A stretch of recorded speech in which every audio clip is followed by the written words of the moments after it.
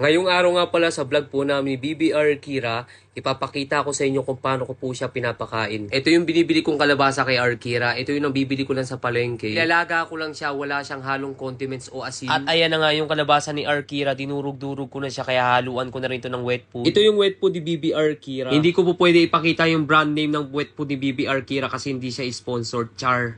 Ito lang yung wet food na pwede kay BBR Kira kasi ito yung nirecommend ng doktor sa kanya. Ito naman yung gagamitin ko kay BBR Kira pag hindi niya naubos yung pagkain niya. Ito yung syringe na 20 ml. Ito naman yung ginagamit kong pipad kay BBR Kira. Ginagamit ko tong pipad na to para hindi magkalat sa binti niya o sa higaan namin. At ready na kumain ng aking bunsoy, pahikab-hikab pa. Asus, batang ito. Ganto nga pala kumain si BBR Kira. Inaalalayan ko yung plato niya. Nahihirapan kasi siyang kumain kapag nasa baba yung pagkain niya. Mayroon kasing scoliosis si BBR Kira. Nagkaroon ng scoliosis si BBR Kira nung kuting pa siya or 4 months old pa lang siya. At ito na nga, tapos na si BBR Kira kumain. Pero hindi ako satisfied kasi pinipili lang ni Arkira yung mga ulam niya eh. Kaya naman gagamitan ko siya ng syringe na 20 ml. Pero bago ko to gamitin tong syringe, udurug-durugin ko muna tong mga natitirang ulam ni Arkira. Kasi mahirap siyang ilabas dito sa syringe kapag buo-buo. Kaya mano-mano ko tong dinudurog hanggang sa maging pino. At nang madurog ko ng pagkain niya, ready na siya ulit kumain. Di kasi ako sanay na konti ng kinakain ni Arkira. Kaya naman pinapaubos ko tong pagkain niya. Huwag kayong mag-alala kasi sakto lang tong pagkain para sa kanya. At hindi siya na-overfeed. O siya, tama na daldal, char.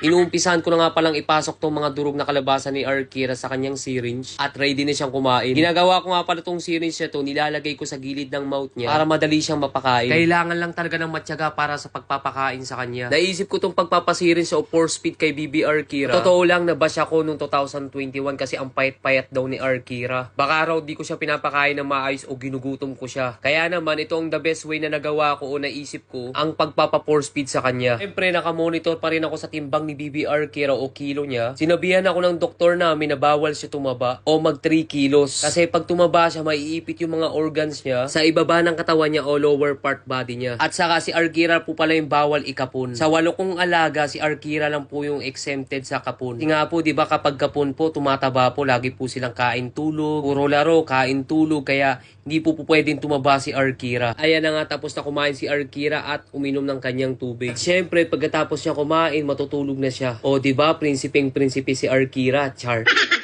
Inuumpisahan ko lang ayusan ng higaan si Arkira. Ito yung pipad ni BB Arkira kapag matutulog siya. 2 pipad yung ginagamit ko sa kanya, tela at yung papel. At ito naman yung neck pillow niya. Ito yung magsusupport sa kanyang likod o kanyang katawan kapag natutulog siya. Kailangan ko rin kasing alalayan yung scoliosis niya. At ito naman yung unan niyan since 2021 pa. Ito talaga yung partner na higaan ni Arkira, neck pillow at ang kanyang unan. Ito naman yung ginagamit kong diaper kay Arkira. Huwag kayong mag-alala sa mga nagtatanong po, hindi po buong araw o magdamag nagda-diaper si Arkira.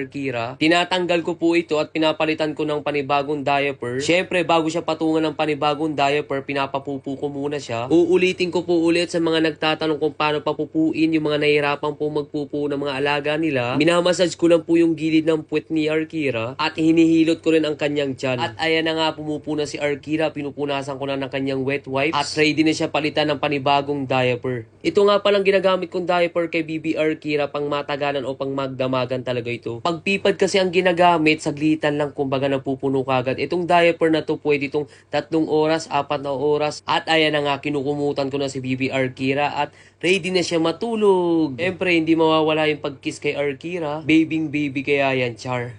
Siya nga pala, magkatabi po kami lagi ni Arkira matulog. Kaya nga may mga nagsasabi na magkamukha na daw talaga kami ni BB Arkira. Lagi ba naman magkatabi ang mga mukha namin pag matutulog, char?